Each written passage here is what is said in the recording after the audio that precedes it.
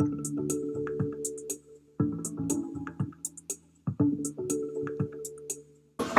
so we'll start. So, good morning to the session that we'll talk about machine learning. And tomorrow will be again more detailed machine learning, but my job is to introduce you to the ideas that are underlying that. I don't expect that many people. Is there someone who know a bit about machine learning? Oh no, it's my team. Okay. So my name is François Laviolette. I'm one of the co-organizer of the summer school.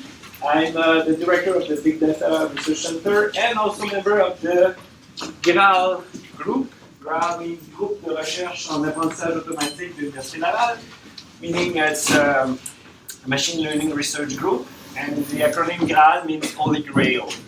That's the trick why we have this Holy Grail on the logo. Okay, so let's start. So let's start with explaining what is big data, because most of people heard about big data but don't really know what this is about. So let's start to explain basically what is the problem with big data, and then we'll focus on machine learning. Okay, so my favorite definition of big data is the 4V definition. So what is big data? First, because of volume. Okay, and so you already know what is a meg, because it's the memory of your computer. The memory of your hard disk is a gig, terabyte. So someone who really likes videos may have a terabyte of data in their home. Beta is something that, like, suppose you never see, hexa, zeta, and iota, and so on and so on. Each time you multiply by 1,000. In fact, by 1,024, because it has to be on base 2. Okay? It's a binary situation. And most of the time when I speak about that, people don't really understand how big are those things. So I found on the internet the allegory of the rice grain. Okay, so suppose that a byte, okay, which is basically a sequence of 8, 0, or 1. Okay, a byte. Suppose that it takes the place of a grain of rice. This is not the case, of course. It's much smaller in your hard disk. But suppose it's a grain of rice. Then what is a K? It's a cup of rice, right? What is a meg? A meg is 8 big bags of rice, right? And what is a gig? It's 3 big trucks of rice, okay? A tera is 2 big container boats full of rice. Not supposed to be in fire, okay? And what is petabyte is it's basically if you cover Manhattan of rice, okay? And an exabyte, you cover the west coast of United States of rice. What is a zettabyte? You cover, you fill the Pacific Ocean of rice. Okay. And what is a iota byte? It's basically a ball of rice of the size of the earth. Right. And there are the companies that are dealing with zettabytes. So with the ocean, the Pacific Ocean, Google, eBay, Amazon, Facebook is not so far for zettabyte too. Okay, and this is explained why they are all in the West Coast, basically because the ocean. And so this is what a problem. But problem is not only to define what is the problem with big data. The second problem is velocity. Velocity means that you have now data that are gathered by sensors or by high throughput technology that always come to your storage facility, and you have to deal with this velocity of arriving of always new data and so on. You have to take it into account at the time when the data is coming. Look at it automatically and put it in some place where you will be able to find it if you need it, right? The third P is varieties. Now you have some data that comes from text, video, Internet of Things, omic data. All those stuff are not supposed to talk to each other. So how to make this variety something that can be intelligible? This is the third B of the big data problem. And the last one is veracity. You have high throughput technology, yes, but it's much more noisy. You want to look what happened on the social network. There are some, what is called, Fake news. Fake news. Right? So you have to deal with those, okay? And on my side, it's when you deal with those V's, not necessarily all of them, you deal with big data problems. That's meaning that basically you are dealing with a big data problem when you are working with microbiome and omic data and so on because of the variety of the stuff and the fact that it is very noisy, right? But you are more particularly dealing with what we call fat data instead of big data. And this is a very, very complicated issue for data analysis. Normally in big data you have millions of examples on which you have some feature that characterize all examples. And so it's easy to make machine learning calculation, and we don't care about making errors or things like so. Okay, so fat data is exactly what you are dealing with. You have few examples, few patients, on which you have the whole genome plus some RNA plus the clinical data plus the microbiome plus. So you have a lot of things that you know on each patient, but you have very few patients. And you want to do statistical learning. Machine learning is based on statistics. So this is really a big problem that we will try to address today. Okay? You know that in life science, fat data is an issue. I don't have to convince you about that. Okay, now machine learning. Okay, this is the Drew Conway Venn diagram that exists for about 10 years that explain in some way the new reality of big data. So basically, in traditional situation, you have the domain expertise, people who are working on genomics, for example, that make some experiment, and then they go to see a statistician or a mathematician to construct a model that will explain what they found. Okay. What happened with big data? The problem is the computational issue. The data is too fat, there are too many things to observe, or too big. Okay? So what you have this problem of computation, and then this is why machine learning start to be interesting. Okay? I will explain something about the danger zone today. Just a cartoon for things. We found that the correlation in the data, everyone who shave his head have an increase in their sale. So the boss say, everybody take a razor, right? So this is the kind of false decision that we can make if we are not aware of the danger zone. Okay? But I will really try now to give you insight about what is machine learning. I'm not thinking that you will be able to be autonomous on machine learning after my talk, but you will understand what are the principles and what can be done and what are the danger zones, okay? So machine learning 101. So first the definition. I like the one of Arthur Samuel. A field of study that gives the computer the ability to learn without being explicitly programmed. So the idea is in machine learning, we are going to learn by examples, right? We will give some examples to the computer, and we let the computer infer the solution. Okay? With more data, suppose that you have some reviews from Amazon about films, right?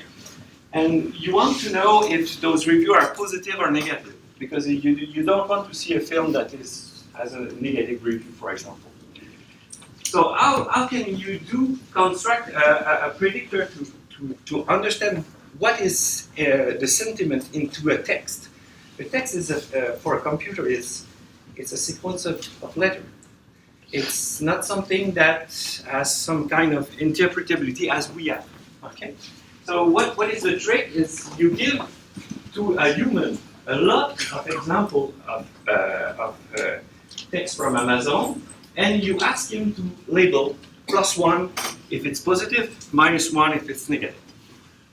Okay, and then you give to the learning algorithm, all this data. The learning algorithm construct a function, which is a classifier, and the term is the classifier, but it's basically a function. That will do what? We'll take a new example that has not been seen by the human expert, and will infer most of the time with the correct label, if it's positive or negative. Right? More precisely, you have training data that can be text, image, omic data, mass spectra, mix of them, anything. And what we are doing in machine learning, we are trying to convert this data in a sort of way into a vector. Okay, for example, if it's text, it's what we can do is you look at the dictionary of English, for example, and you look at the first word of the dictionary, it's A, and you count the number of times A appear into your text. And this will be the value of the first coordinate of your vector. Then you look at the second word and you count again, and that's it. This is a pretty stupid way to convert a text into a vector. There are better ways to do that, but you have the idea. Okay?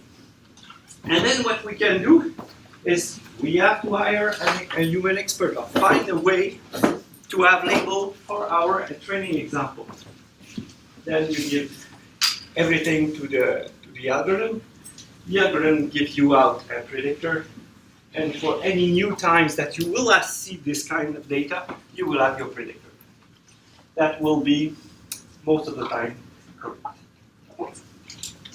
So this is the idea. So of course you can predict phenotype, for example, based on that. So you have a bunch of patients that are that has problem and then control group. You take a lot of different data, and then you make the learning algorithm find out if you have a sufficiently enough label example, then this will work, right? Okay. There are many different labels that we can consider in machine learning. The one that we will focus on will be +1, -1 for today. But you also, because you are a control or you are a patient. Okay? But you can also have multi-class classification. You have text and you want to see if the text is about sports, politics, economics, and so on. So you can have many classes. It can be a real value, then we call it a regression. You want to predict the weather tomorrow. By the way, the summer is beginning during my talk. Okay? So, because it's a hot subject, we are supposing to have a hot weather after my talk. The summer will be on. Okay, so, but you can also have a very complex object. You want to predict, for example, a peptide. You want to predict a sentence in English. For example, in question answering system, you ask a question in English, and the learning algorithm gives you the answer in English. So this is a structural output. Of course, this we are very good at. This we still have something to learn, right? Okay, so in classification, I recall you that you always have to define your example through a vector space. Here, the vector space is about dimension 2. It's the value of gene 1 for some kind of value in the value of gene 2, and this gives you an example. Okay, and you have examples that are control, and this are patient or vice versa. Okay, and you want to find a separation between the bad ones and the good ones. In your regression, what you have is you have a value that you want to predict. So you want to find as far as possible a function that will be about able to predict your stuff, right? Okay, Paul. What should be the task for the machine learning? Okay, so we want to make a predictor that will predict +1 or -1, or will predict the regression value that we want to see. Okay, but not on example that we already have seen, but on example to come. Okay, so to do so, what we should look at. Of course, we have to make few error on the example that are given in the observation that we have to learn. But if we only focus on that, then we will overfit the data. Meaning, and this is particularly true in situation of fat data. For example, the color is not very good, but there are some bunch of red, there are a bunch of blue. You want to make a predictor that will decide which is the area where you have to decide blue and which are the area where you decide red. So here is an example of a predictor that makes no error on the training set. On the example that I've seen, there is no error. Believe me, because the color is very bad, but there is no error. Okay, and so from the point of view of the training set that I had to learn, I'm perfect. But you can imagine that if I have to classify an example here, no, is it better? It's Better? Okay. I have blue, red. Okay, so if I give you an example there, my predictor will say blue, and probably I will be wrong. What is the problem here? I too much focus on what I've seen. Okay, probably it will be better to accept to make some few errors on blues, but have a much more simpler function. Call the Occam razor. If you can do a simple thing, it's better, and it's working well. It's better than to have a very complicated thing. Right? And there's some theory about that to give you guarantee. You also see this overfitting, underfitting situation. Okay, you want to fit a curve on. This is not machine learning. This is basically pure math. You want to fit a curve on your data points. And what you decide, if you are considering only lines as possible function to fit, this is the best one. This is not good. You are not good in the point that you have seen, and you will not be good when you will see new points that are not in your data, right? On the other side, if you take, for example, a polynomial of degree 15 in this situation, then you are very good in your training set. But if you suppose that this is basically the true rule that you want to fit, then if you have point here and here, you will not be good. So for example, to come, you are not good. For example, you have seen, you are good.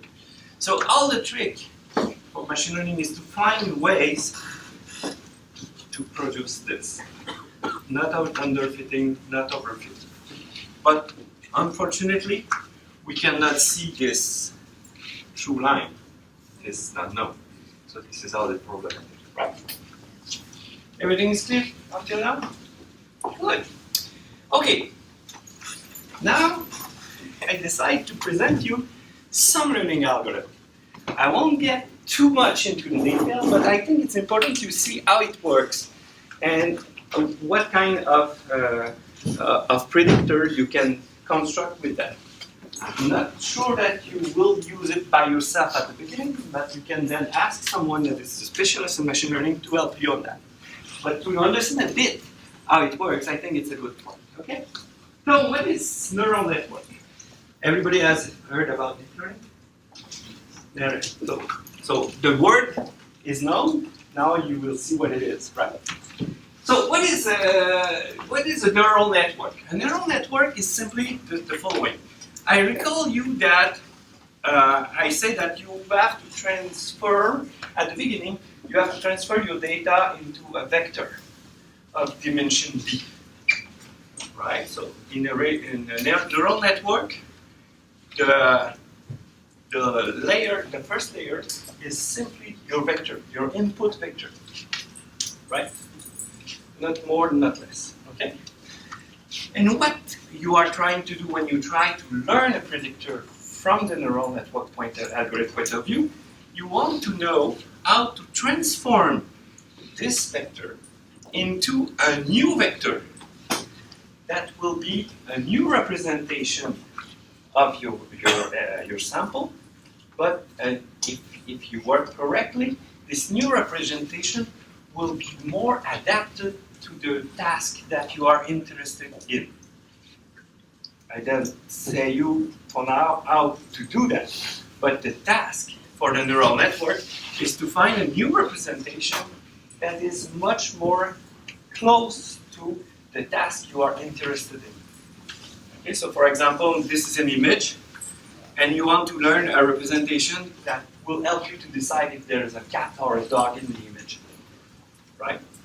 And if you are doing it properly, if this is a suitable representation, then each neuron has a positive or a negative value. Okay, and so if it's positive, you think that it's a cat. If it's negative, you think that it's a dog.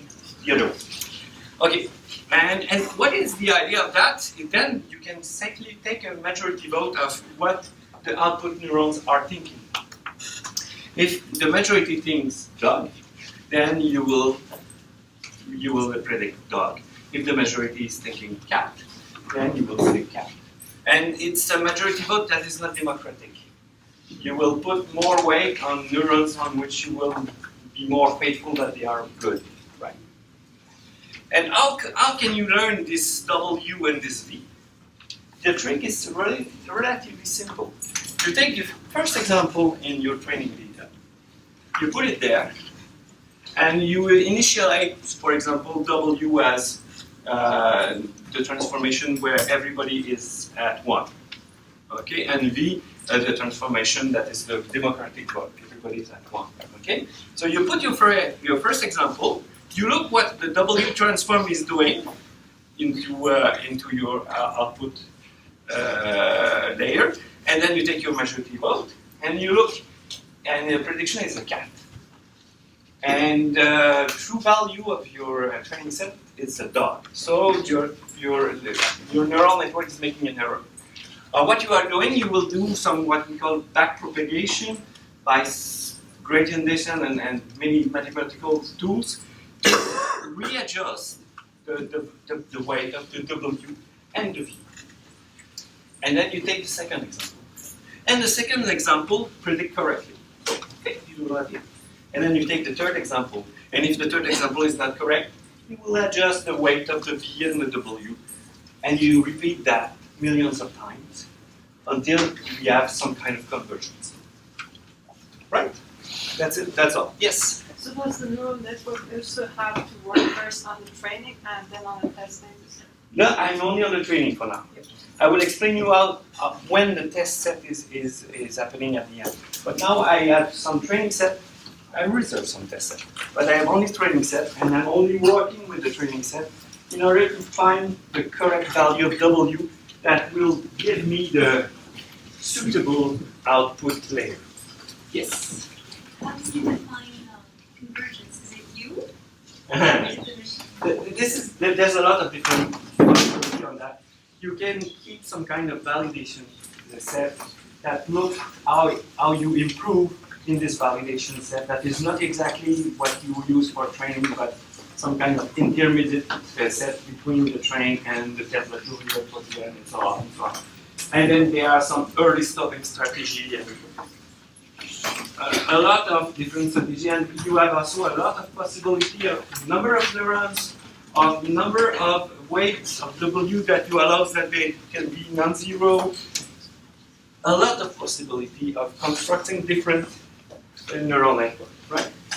In fact, if you like Lego, yeah. Okay, you will like deep learning because you make a lot of construction you have an idea, and then you put your control in exactly like you were doing when you were young and you were building some kind of bird by some little stuff. Okay, it's not so easy to manipulate, but it's not so difficult neither. Okay, everything is fine for neural network? Yes. Just a quick question. Is it too early to ask about sort of the scale of data, the size of it that is needed to actually achieve? Yes, it's a good question. With millions of examples, we are very in a confident area with neural networks. With lower on that, we have to be wise, but we can manage.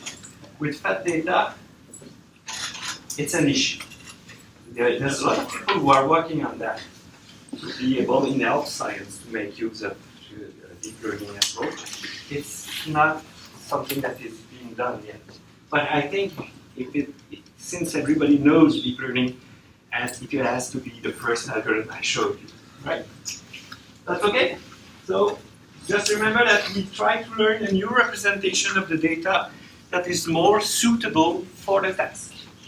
And we try to do it by observing the data and adjusting the W and the V weights. Just Yes. a quick question. Should we always use the same number of positive controls and negative controls for a training set? It's always better if you have balance, but it's not always the case. When you are in unbalanced situation, so a lot of, for example, control, very few patients or vice versa, there are some technique to adjust. Okay, but it's always more difficult when you have the unbalanced stuff and stuff like that. And then you cannot just look at accuracy, which because suppose you have 99.9% percent of your data that is +1, and the rest is -1. So the best predictor you can have is always say +1, right? So then this will be very accurate. You will make only 0.1% of error, right? So then you have to take into account matrix. It's not only the number of error that is an issue, but the balance of the data and so on. Okay, but I mean, it can be a year of explanation what is machine learning. I have 1 hour and a half. Okay, yes. Oh. Okay. But is it clear for now? Yes. There's a little thing that I didn't say. It's when you make the transformation, so you take the value x1 times the value of this weight that you put on the arrow plus the value of x2 times the value that you have on the arrow and so on, and this gives you the neuron. But you don't leave the neuron as it is. You have to put it into some kind of function that is not linear, because this is linear transformation, and to work you have to combine a linear transformation with a nonlinear function. The reason for that is because basically because of deep learning. It's if you don't take this, it's the same. Then you can combine V and W into a simple majority vote that goes straight from there to there. Because a majority vote is a majority vote. So you have to make some kind of break between the linear transformation that is here and the linear transformation that is there. And the way you are doing that is you take the value that you obtain and you take the softmax, for example, or you take any nonlinear function. And this will allow you to have many layers. Okay, and the deep learning is a neural network that has many layers. Okay. I tell you about representation. Okay, this is the first problem that has been solved by deep learning. It was in '91, I think, by Jan LeCun. And so what we realize is, for the task of finding which digit we have, this is not an interesting representation. The algorithm finds that it's basically what is in the middle of the 5 that is really deterministic to decide that this is a 5. it is data-driven. It's not me who decided for the algorithm. But the algorithm they say, my good representation for a 5 is not this, it is that. Why? Because think about it. If you take your 5 and you just translate it a bit, from the point of view of the matrix of pixels, they are very different. But they are both a 5. Right? So the suitable representation must be more, you must not be very far apart if you just make a translation or a small rotation of your white pixels. Right? And you see also that you start with a black and white matrix and you have gray matrix there. Right? In another situation, you can see this is a deep learning network, right? Convolution deep learning network for people who heard about this. And if you can see that in the entry, it's about the facial recognition. Okay, in the entry, what you have is the matrix of pixels. That's all. And then you try to learn many different layers. And what they find, of course, I think that people from deep learning have worked a lot to find this example because it's beautiful to see. I'm not sure that it will be the same in every problem. But what we are doing is the following: they realize that in the first layer that you construct, the face is now transformed, and in the algorithm is looking for in French is les traits, the lines that you have in your face. And when you continue to learn layer and layer and upper, then the algorithms try to identify those eyes. So this person now is a combination of this eyes and this eye's nose and this ears and so on. And at the last level, the one that is suitable for making the decision, the person is now replaced by a combination of artificial faces. And this is why it's robust now. Because if she starts to smile, for example, or she just turns her head as a matrix of pixels, there are two different matrices of pixels. But they will be basically the same combination of those artificial faces. Right? So this is the strength of deep learning. It learns representation. Okay. And there's an example that where deep learning is very, very useful. It's for image. Okay. So I recall you that for a computer, this is a matrix of pixels. For a human, what is this? For a human, it's 1,000 words. A picture worth 1,000 words. So how can we transform this matrix of pixels into a story? And this is exactly what machine learning is about. It's to make some unstructured information and to start to structure it in some way. So this is a car, this is a road, this is the sky. Of course we make some errors. This is not sand, this is in French is the poule, what we have in Montreal a lot. Okay? In Toronto too? Yes. In spring at least. Okay? So this is exactly what machine learning is about. Is to take information that is not well structured for what we want to do with it and to try to start to structure it in a more intelligible way. And you can see now what we can do. This is quite impressive. This is from Stanford. So automatically, the predictor said that this is a woman in white dress standing with a tennis racket, two people in green behind her. There's no human intervention. You give the picture and it gives you the story. This is another example. So a dog play catch with a white ball near a wooden fence. Okay, there are some million of turning example behind that, but I will say that this is impressive, right? Sorry, just to be clear, so for an example like that to work, they would have fed the system With millions of pictures of dogs, millions of pictures of wood, millions of pictures of sand, and then that has been labeled manually by humans. In fact, what they did, they make some kind of game. Yeah. Okay, so you were logging on a picture, and there was another person in the world that was logging on the same picture, and you will earn points if you find information in the picture that the opponent didn't find. Basically, this was the idea.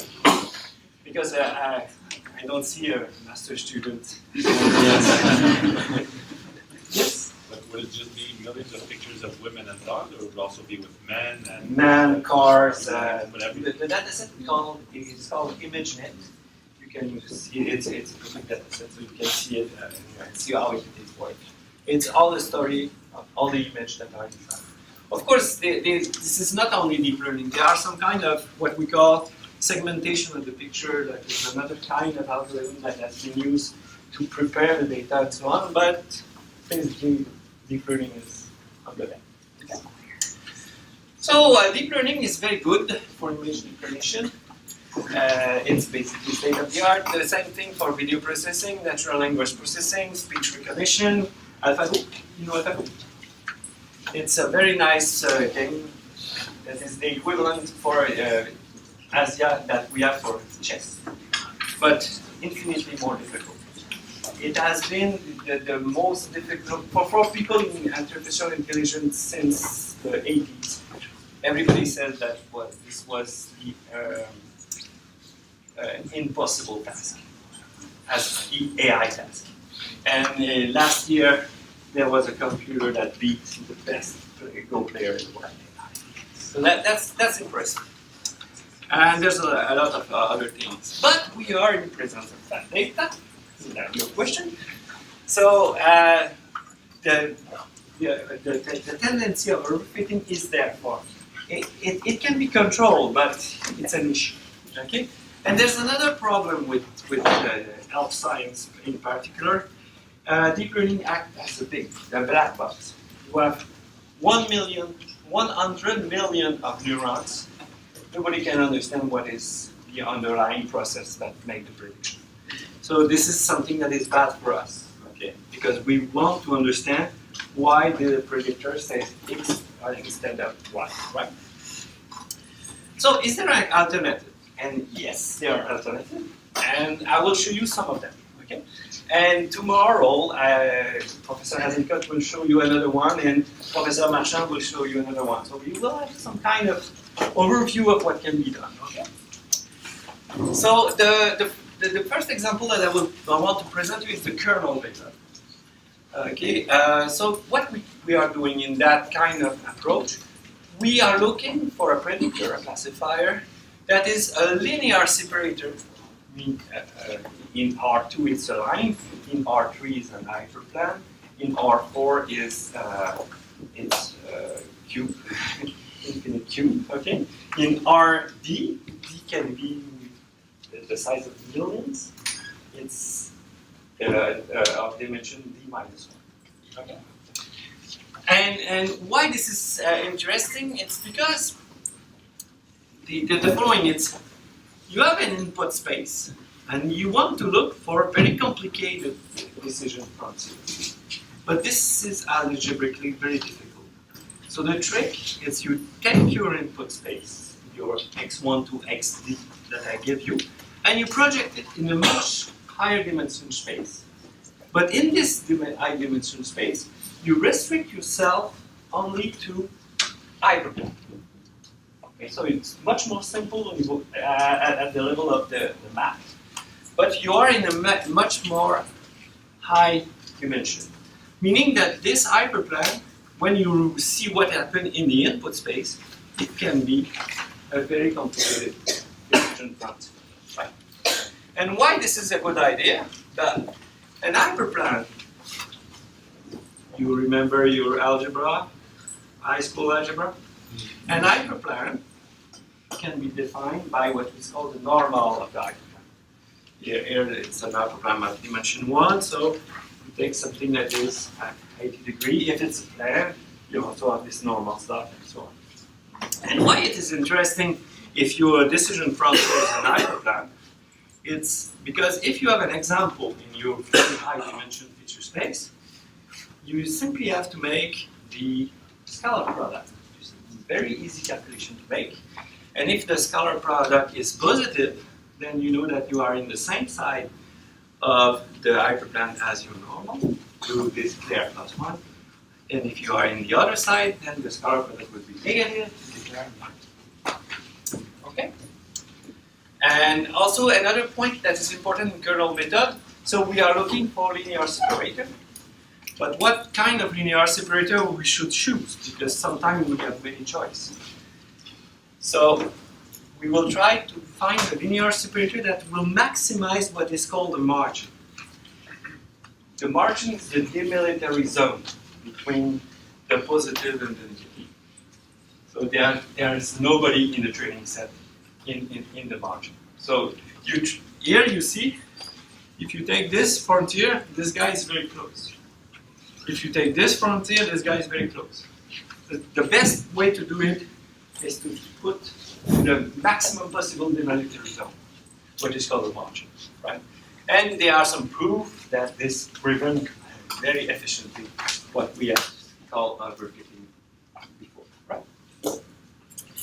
More one formula. I wrote that. Okay. Basically, what the supervector machine, which is one of the kernel method, and the most popular, I would say, kernel method, is doing, is the following. I recall you that W is basically the thing that is defined the hyperplane that you are designing.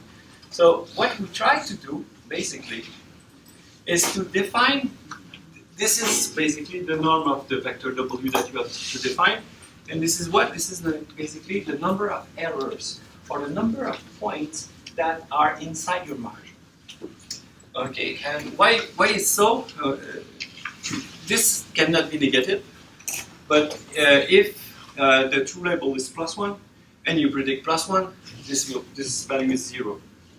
If you predict +1 and the real value is -1, then you will have 2 now, right? And so this is related to the margin. I won't explain why, but the size of the W is really related to the margin, and the F, of course, is your I tell you, the scalar product that defines the hyperplane. Okay. So what is SBM? Is minimizing something that is taking into account as far as possible good margin, but without doing too many errors. Okay. Roughly, this is it. And so the hyperparameter C is how much you can accept error, and how to define the best C. This is something that is an issue that we will see at the end. And if I don't have time, Alexandre will show you at hands on. Okay. But basically, if you take a C that is very high, so you really don't want to see errors. Meaning that you will have probably a smaller margin, but about no errors. Okay. If you take a smaller C, then you will tolerate some errors if you can have a better margin. Which one is the best? Depends on the data. Right? Okay. Good contract for everybody? Okay. Basically, the feature space. The big space on which we are projecting our input space can be really, really huge. It can even be infinite dimension. But in most of the time, suppose that it's something that is dimension goes to millions, something like that. Yeah. Does that dimension correspond to the features at all, or is it just? It can correspond to the features. You can decide that the projection is simply the identity function, and the input space and the feature space is the same. This is the linear kernel, okay? But you can want to do much more complicated stuff. And there's a bunch of kernels that exist, and I will show you that we can also invent new kernels that are more identical to some specific tasks. Okay. The trick is called the kernel trick. Is even if we are in a very huge dimension, the calculation basically can all be done in the input space. If we obtain what is called a kernel. What is a kernel? A function k is a kernel if it simply corresponds to the scalar product in the very huge dimension. Most of the time, such a function exists, so all the calculation is not in the space of million dimension, but a space of much more smaller dimension. So for efficiency, this is very important. And also what is interesting is for people like you, this can be viewed as a similarity function. So if x and x prime are similar, meaning that they are basically on the same direction in the very huge dimension, okay? So this will take a big value.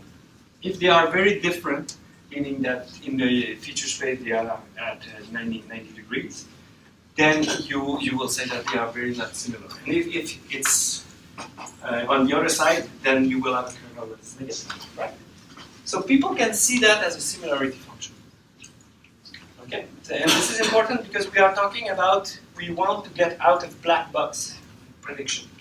So similarity function is something you can understand most of the time, right? Also, what is very interesting is because of the kernel trick, the prediction function that we want to define can be viewed as a linear combination of the similarity function between example in your training data and example to predict on. Okay, so you will decide that x will be a plus because it's much more similar to examples that are plus in my feature space. So this means that those guys will be high value. And here will be a minus if it's more similar to example in my training data that are related to mine. But of course, in the feature space, very high dimension feature space, right? The idea is if you have not too many alpha I that are non-zero, or not too many examples in your training set, this can be interpretable. Not the best way of being interpretable, but much more interpretable than, for example, a neural network. And there are some techniques to make as many alpha I as possible as zero and ensure the interpretability. For example, there's something that's called relevant vector machine that only take xi that are relevant in some way. Okay. I didn't understand this last part. So what's alpha I? Alpha I is a weight. Okay, everything is about the majority vote, right? Yeah. Okay, so alpha I is a weight.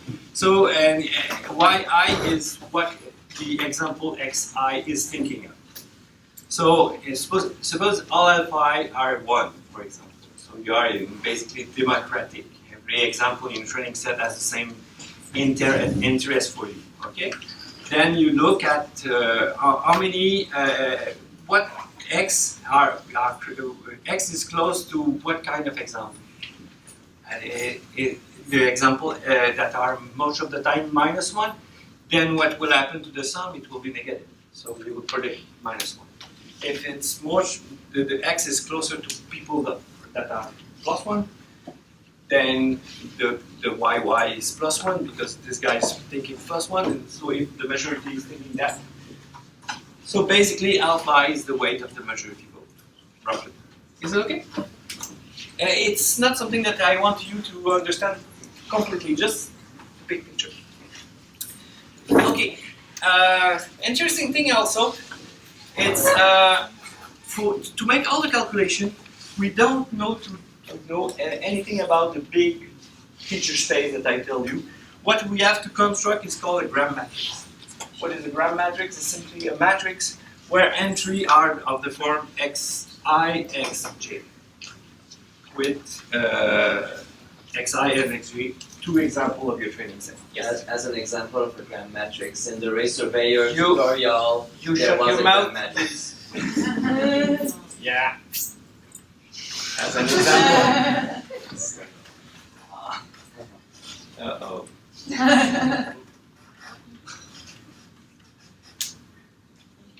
You have seen that? This is a Gram matrix. Okay? So Ray Surveyor is constructing a Gram matrix. Exactly. So, shut my. Anyway, yes. Okay, but to continue, what is very interesting with the kernel method, I don't expect that the 3 next slides you will understand fully of it.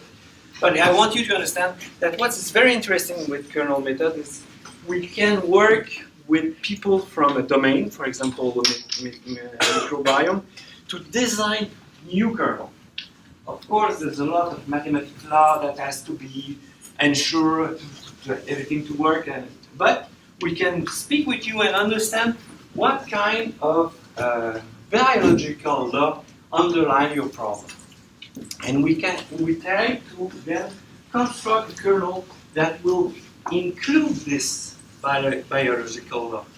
And why this is so important? This gives steroid to the algorithm. Recall that we are in a fat data situation. We don't have too many examples, so we have to be very, very efficient on each example that you are giving us. How can we be very efficient?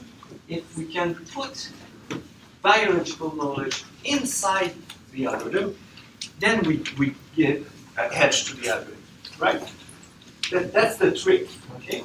And that's very important. I am sure that Chloe tomorrow will tell you also this kind of story. This is the idea. When we can help you on that, it's because we can help you to design more efficient algorithm by putting knowledge in our algorithm. Yes?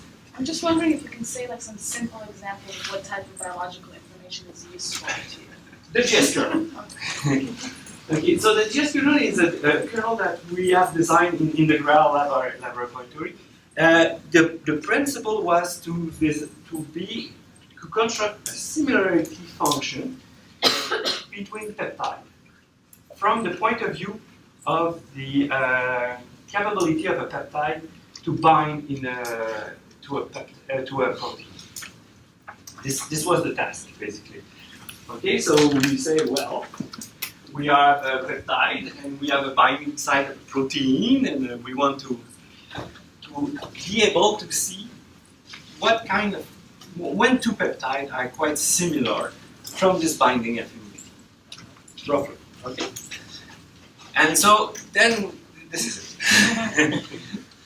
So it's ugly, but it's not so difficult if you understand. But I will focus basically on what was the biological ideas that we try to input into that, and all those ideas correspond to some part of the formula. Okay. So the first thing is we consider that we count all the substring amino acid for a mathematician like me. It's simply a word, a string, right? With an alphabet that has only 20 letters. That's all. Okay. So what we do is we look at all the subwords that peptide A has, and all the subwords that peptide B has. And we are happy if we find the same subword at the same place. Okay, and we are happy if you find the same subword at the same place, and the subword is bigger. Okay, basically. Okay, that's it. But we can see that, for example, the proline and the leucine has very similar property from the binding point of view. Okay, so what we can say is, if we have a P and a L, they are not exactly a match, but probably that if we just substitute from a peptide a P from a L, you will have similar behavior from the binding point of view, right? Also, so this is this part of the formula. Okay, so the physical-chemical property of the peptide of the leucine is very similar to the physical-chemical property of peptide P. So we will not penalize too much this fact, because because of this minus, if we penalize too much, then this reduces. if we have L and L here, this is 0, so we have e to the 0, we have 1, which is the biggest possibility that we can achieve for each possible subword. Okay.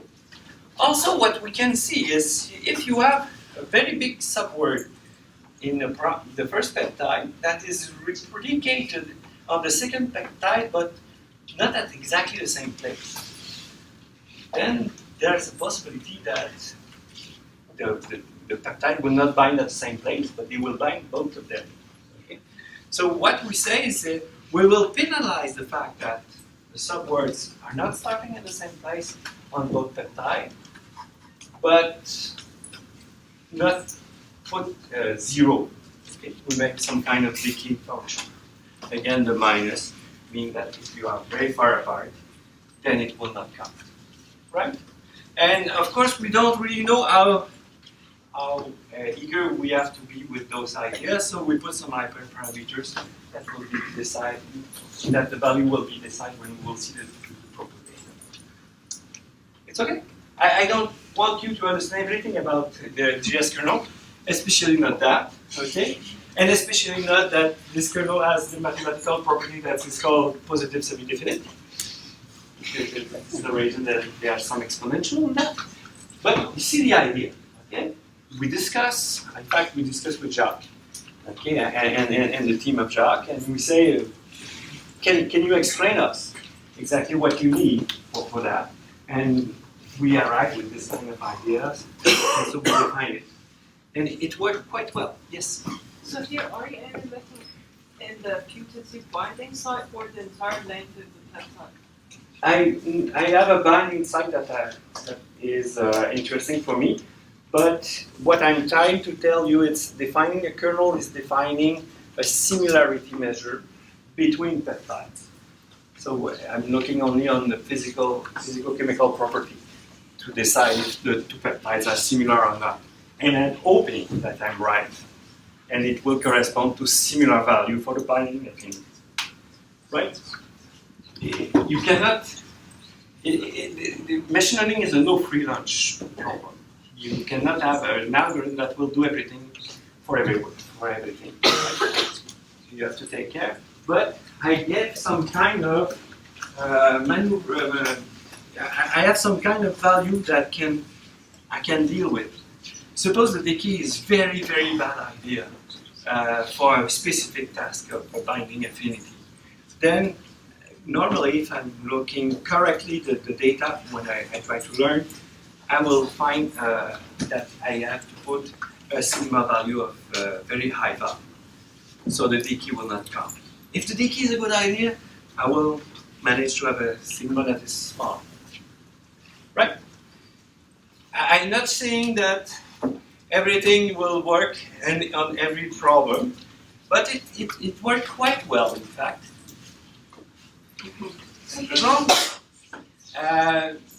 Well enough that we won in 2012 the Dana-Farber competition about binding with MHC. So that was quite good, right? So does it mean that for every question you have to optimize the kernel? Yeah, for every problem, you see in SVM you have the hyperparameter C that make the trade-off between the margin and the errors. Now I have an hyperparameter sigma, sigma C, sigma P. So this is something that I have to deal with when I will see the data. Yes, and I have no choice about that. I need to be able to have a very different possibility of making this algorithm. And when I will see the data, I will show you how. I will try to decide the value of C, the value of sigma P, the value of sigma C, and so on. Okay, good.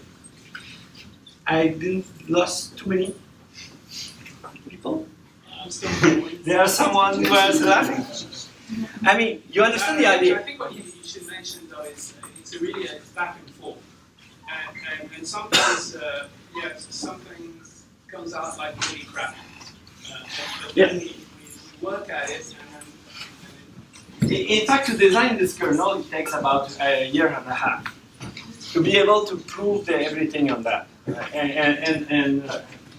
there was a lot of other issue that I don't tell you about the efficiency of the calculation that we had to work on that also. Because we see the formula was quite complicated and so on. And so, as I tell you, Ray Surveyor is making gram matrix. So Ray Surveyor basically is trying to find some similarity function between two bacteria, right? So this is the gram matrix. So you can use a Ray Surveyor. Of course, you have to translate the value of the color into a number. In fact, Ray Surveyor is translating the number into a value of colors. So if you add, it's in the memory of the machine. Okay. But Okay. so is the information there has to do with like those k-mers, basically how, I'm just trying to think about the biology Yeah. part that was The- fed into the. In Ray Surveyor, for example, you can have the GS kernel is much more complicated, but in Ray Surveyor, what you can see is, for example, you have a hit if you have the same k-mer at the same place, and you count the number of hits you have into your two bacteria. Okay, and if the number is high, it means that the bacteria basically have the same gene, right? So kernel can be designed in a very simple way, in a very complicated way, and so on.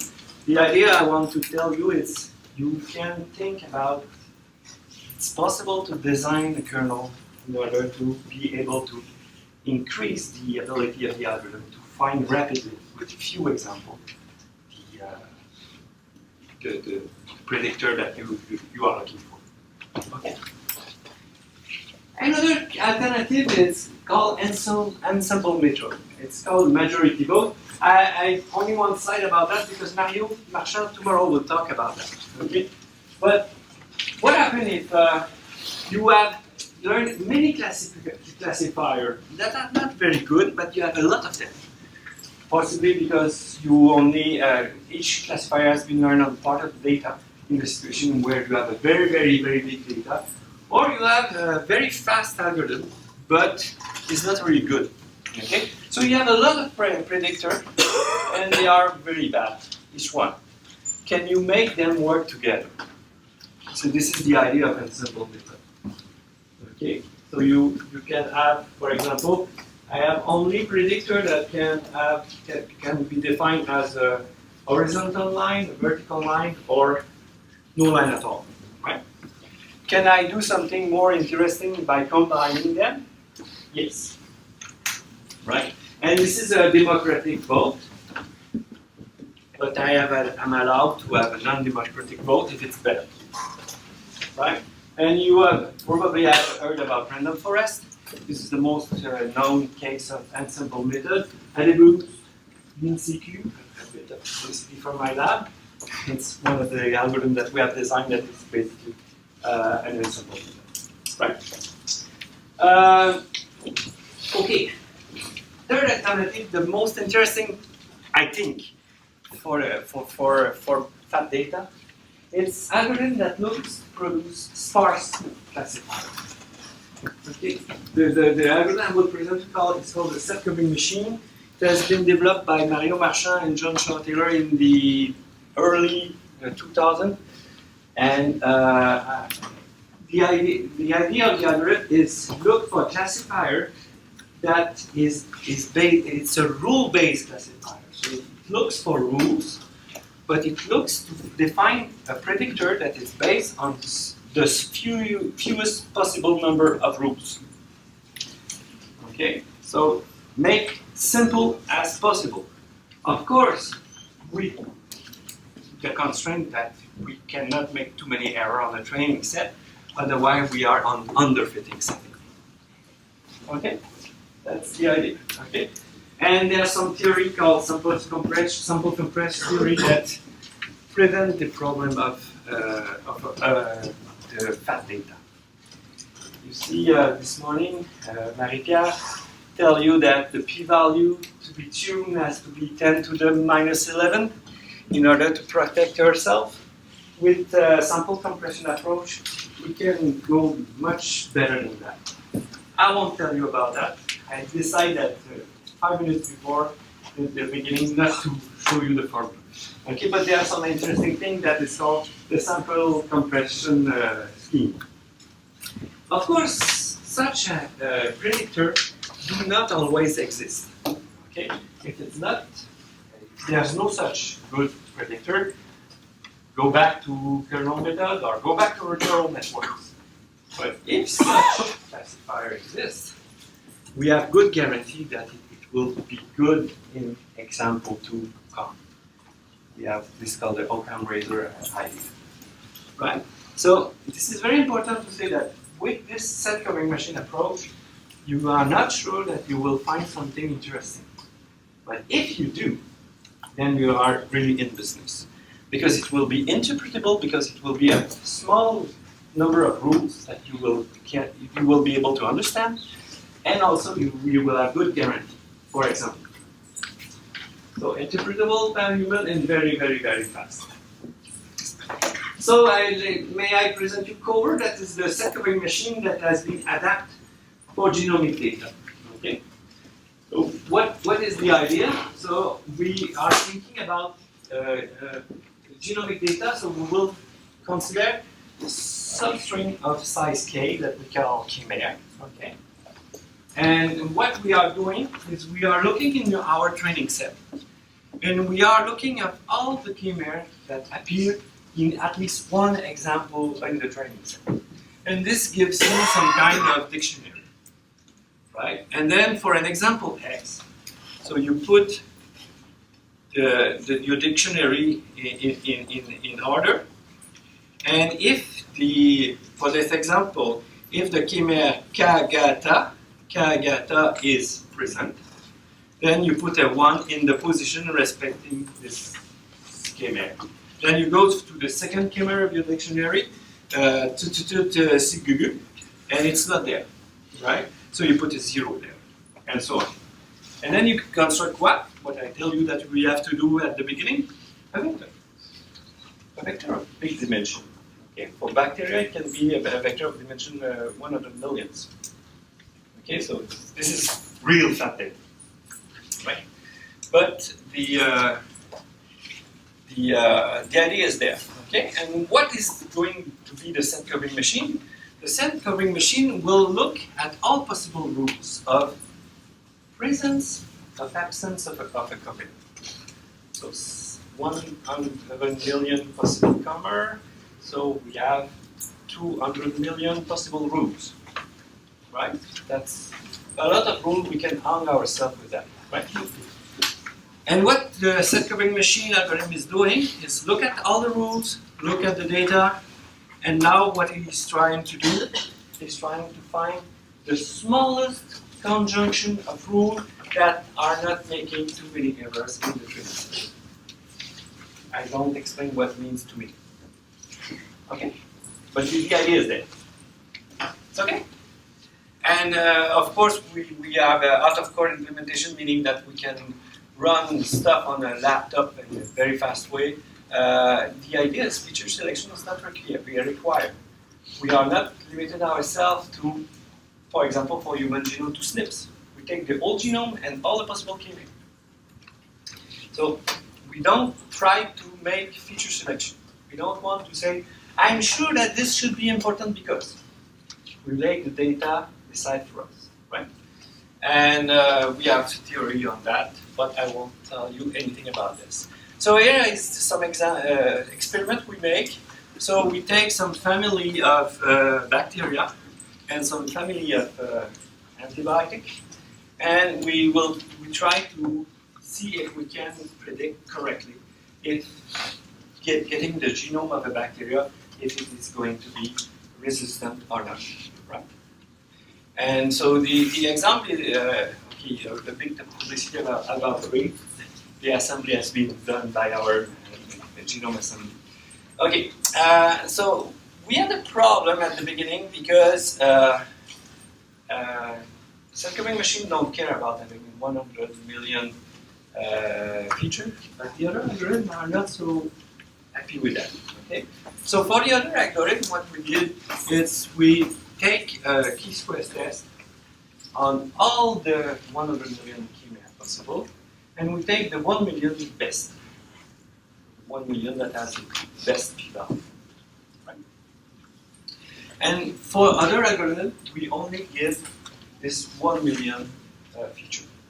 For a set-covering machine, nothing. Okay. And so what happened? We are accurate. So this is decision tree. This is SVM I told you about with linear kernel, and this is another SVM. Okay, so with the competition in machine learning, we are quite accurate. We are most of the time very good, in fact. And very good means 3% error on the dataset that has few hundred examples and things like that. That's quite good. Okay, but we are so fast and scalable, meaning that this takes time, but this has been calculated on that. Right? And sparse. Okay? So we repeat 10, for each experiment, we repeat 10 times and we take the average. Okay? So basically, set-covering machine needs less than 4 rules. So this is really interpretable. Okay? So you have this. I will be resistant if I have this this k-mer and not this one and this one and this one.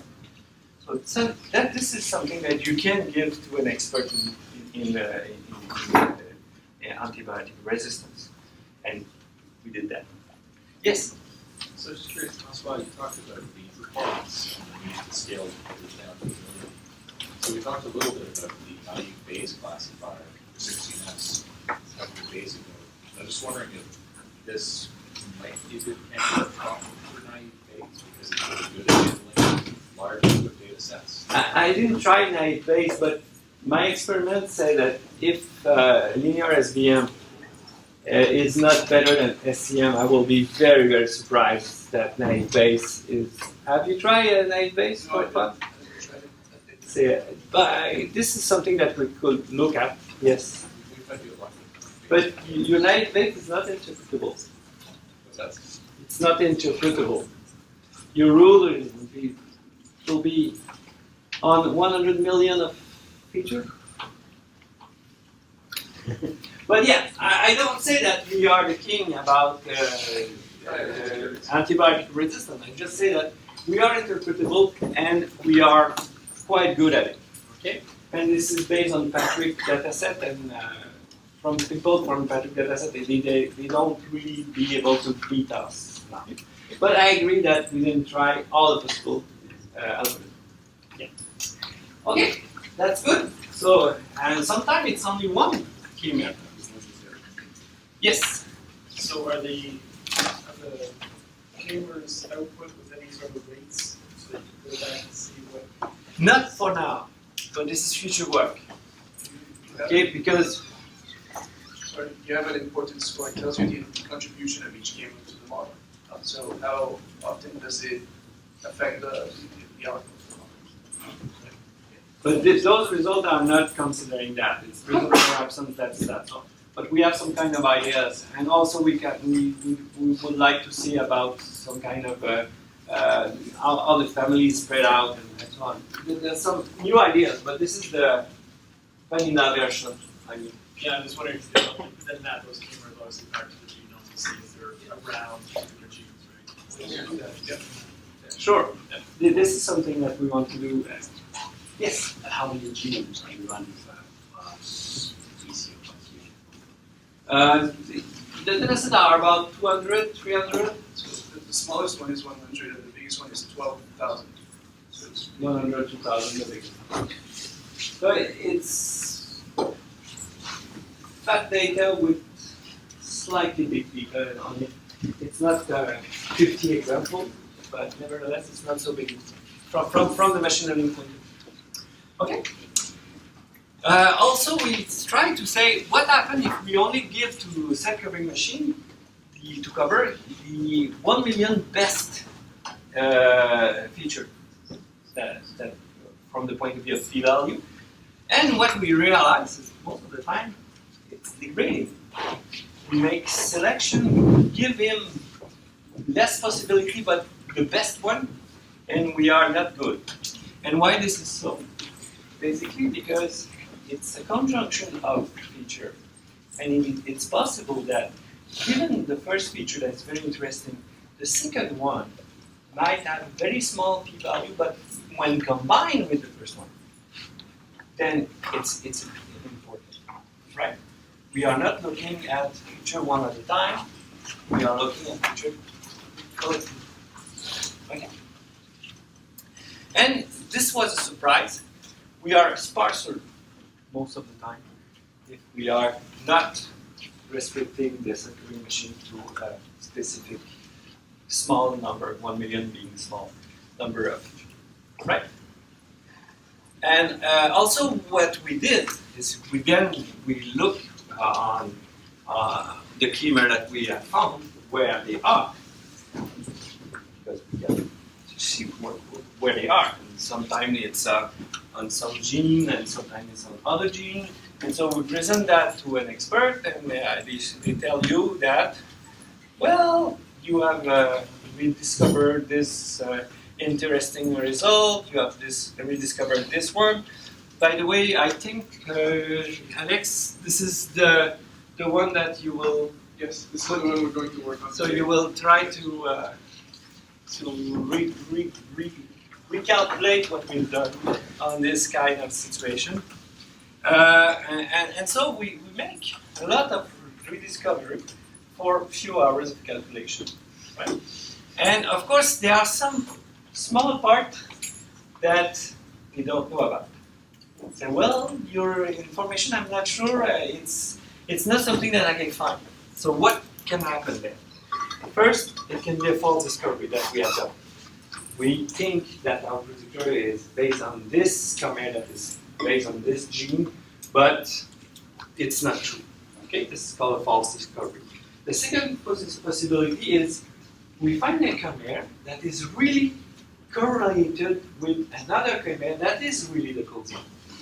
And because we are in statistics, we cannot infer something else than correlation. The third situation is very interesting. It can be a discovery. So now you have to convince people to ask for money to verify if it's a discovery or not. Right? But this is, I think, a good idea to have interpretable because you see the loop between the machine learner and the scientist. And so this is the idea. Also, what we did is the following. When we find the best chimer, we remove it from the feature space.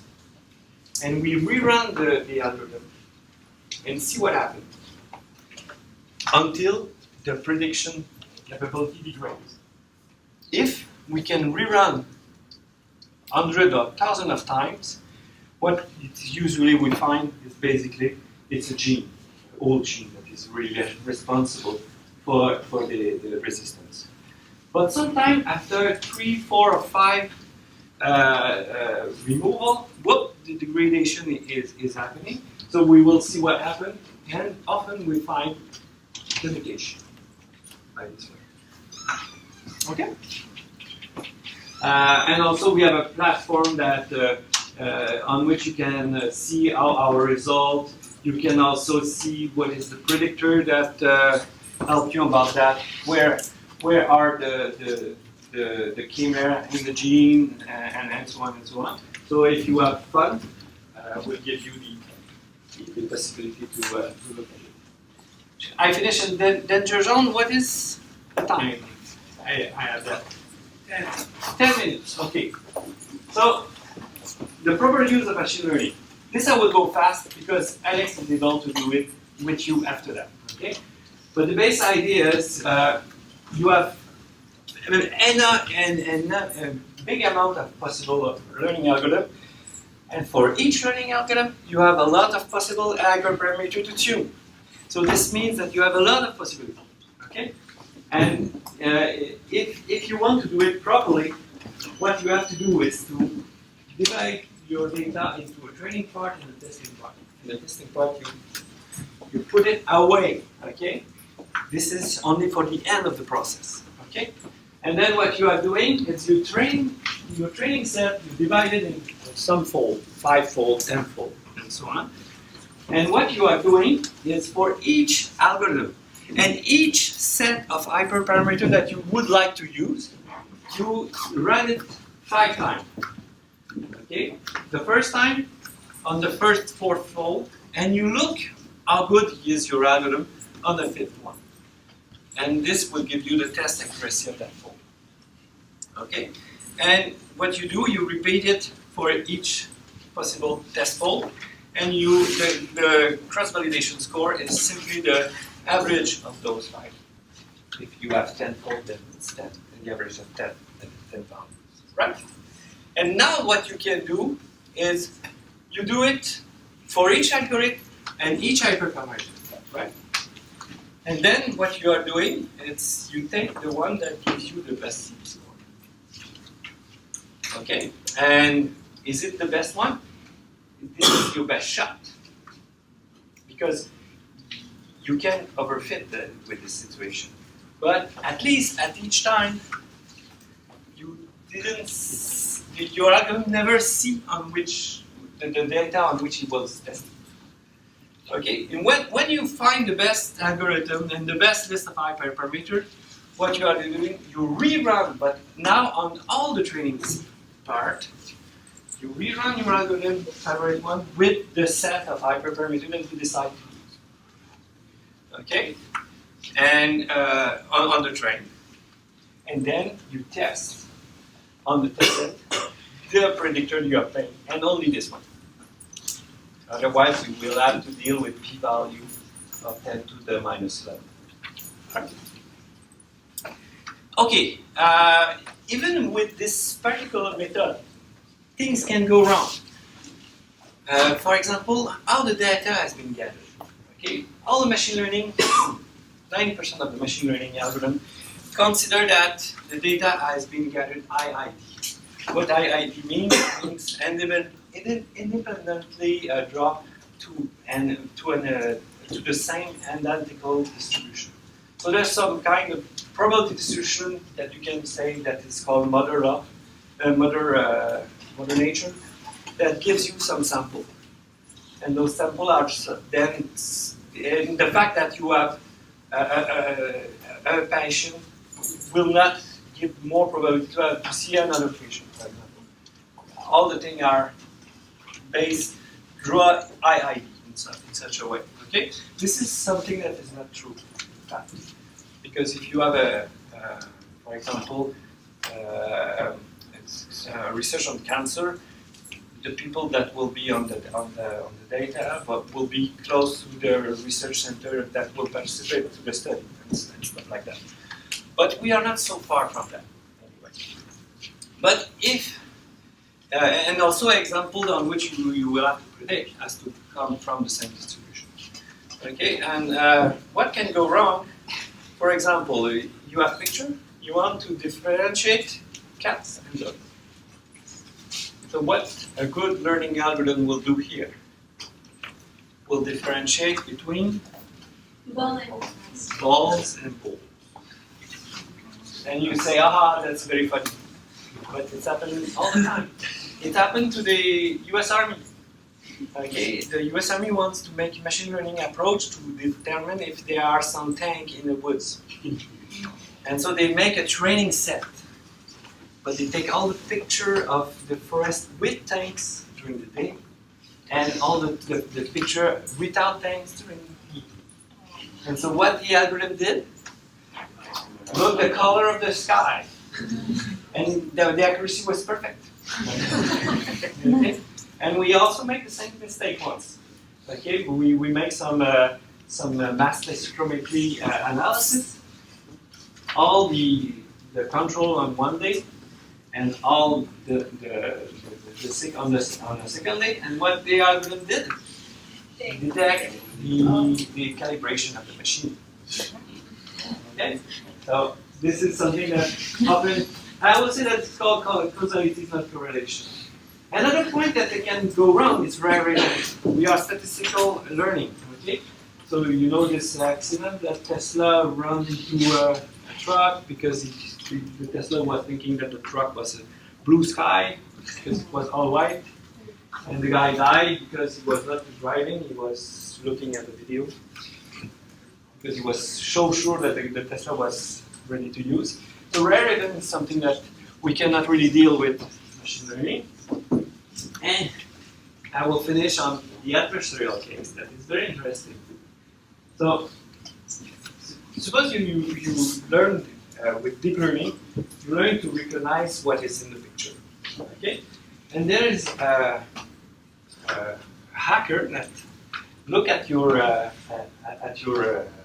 predictor and say, well, I will just not take this picture, but I will just mix it a bit, just changing a bit, not much. See, you see the difference between this one and this one? Not really. But the neural network is saying that this is a panda. And for this picture, he's very sure that it's a monkey. And you say, wow, that's something that can happen sometime. Yeah. This is what, for the neural network, it's a smooth torque. Small modification. What is this? Ostrich. This is an ostrich. This is an ostrich, an ostrich, an ostrich. So, of course, you are not dealing with adversarial case too much. I hope so. But this is something you have to take into account. And I think you can take it into account in your advantage. Suppose that, and I will finish with that. Suppose that you have data that come from two different labs. And because you are in problematic of fat data, you cannot say, well, I will just take one of the two labs. You will have to deal with the fact that from the two labs, there's some slight difference of protocol, and some slight difference of the calibration of the machine, and so on and so on and so on. So what you can do, in fact, this is quite future work for us. So it's not something that we have to deal with, but this is an idea we want to explore. Okay, so this is the neural network that I tell you. Okay, so the neural network is trying to do what? To find a representation for which the prediction task that is of your interest will be good. Okay. Now, what if I add an adversarial neuron? And then what I ask my neural network to do is to find a representation that is good for my prediction task, but for which it's very difficult for me to identify from which lab the data is coming from. So I want a representation that is good on the prediction task, but that is bad to be able to differentiate from which lab the data is coming from. What will mean this? Then the neural network will have to not taking into account an information that is specific to one or other lab, and only to take into account what is common from the two labs. And if he is still good at prediction, I think in this case we will alleviate this. The data is quite different. And if you look at it, so here's the toy data set called the 2Moon. Okay, so if you learn neural network on the 2Moon data, you see that it's very good at it. Okay. If you add the data of the second lab, and you ask the training to be both trying to predict correctly and to be adversarial, you see that it's more difficult for the algorithm to find the frontier. It has more difficulties. But what happens if we use this representation that has been learned on that? What happens if with this representation we try to no electricity? No, Anyway, what happens if we it's better, yes. What happens if we try to differentiate the upper part, which is +1, to the lower part? It has some difficulty because the learned representation was for this task. But it's not so bad anyway. It's not perfect, but not totally bad. what happened with this representation? Then the algorithm can do anything. Of course, it's a toy data set, and it's not necessarily the case with true data set and so on, but this explains the idea. And so I think it's some kind of solution that we can deal with when we will have to deal with data that will come from different parts of the world with different protocol, but slightly the same protocol. Of course, if they are too different, then there's nothing to do. But I think this is something that is interesting. Take-home message, you should now know how to identify situations where machine learning is suitable for you. Basically, you need label example, right? Second take-home message, be aware of the danger zone. If I can fall into the pit, you can more than me, right? And third, do not forget that you can work with people in machine learning in order to put knowledge into an algorithm to enhance the performance of the algorithm. And I will be happy to know when you will help machine learning people to design a fully adapted the kernel fully adapted microbiome analysis. I'm waiting for that. And that last thing, interpretability is a good thing.